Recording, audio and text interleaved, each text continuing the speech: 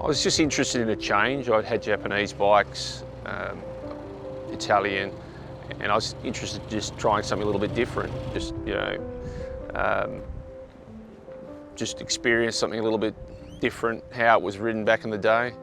And I don't mind a little bit of maintenance, so, and I guess with British bikes that's a necessity, so yeah, I was interested to try my hand at a Triumph. So my name's Greg Machem, this is my Triumph Tiger T110 from 1959. Started in motorcycling in my early 20s, was sort of when I sort of got the bug.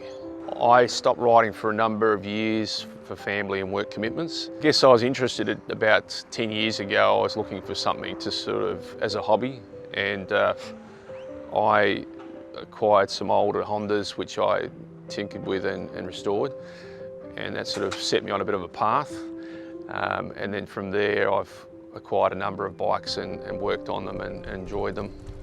I was interested in either a Triumph or a Norton Commando, and at the time when I saw it, basically the looks, it sold me. So it wasn't necessarily I was specifically looking for this bike, but when the opportunity arose, I was interested. I like the classic styling, and I thought the scheme of it looks good with the ivory over black. I thought that's good. A little bit of chrome on it looks good as well. Just that classic style, I think it's great. So I acquired the bike from an older gentleman who is retiring from riding.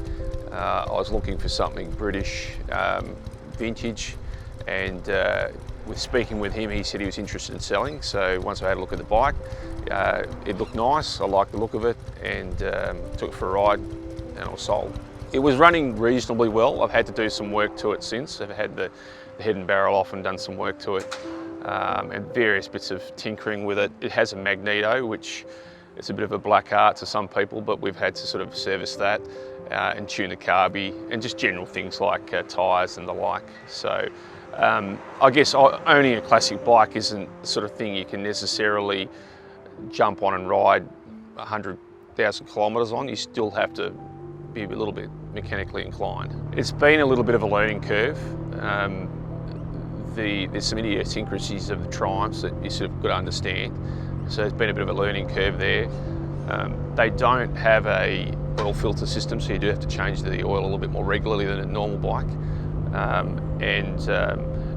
Just understanding and trying to keep them oil tight is a little bit of a challenge, but it's achievable if you get on top of the maintenance. With the Triumph, there's just some little idiosyncrasies that it's nice being able to ask people who've owned one and can get you out of some gotcha moments, but definitely without having people who've experienced them and ridden them, it would be a far more difficult exercise.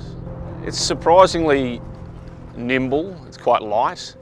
It's also reasonably responsive too, although it's just nice to cruise on.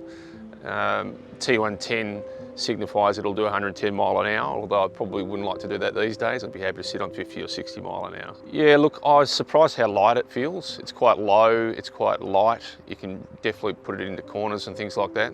For the age of the bike, I think it handles quite well. Yeah, so, I mean, it's very rideable. It's a very rideable bike. It's hard to rate one over. It's like trying to rate your children over one over the other. Look, it just depends on the mood. Some days I feel like riding this bike, other days I'll ride a Ducati or the Rudge.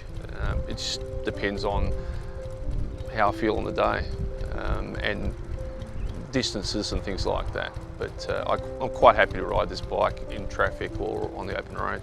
Yeah, look, once I've got the bugs ironed out of it, it's been pretty good. I enjoy riding it. I don't regret the decision of buying it, no.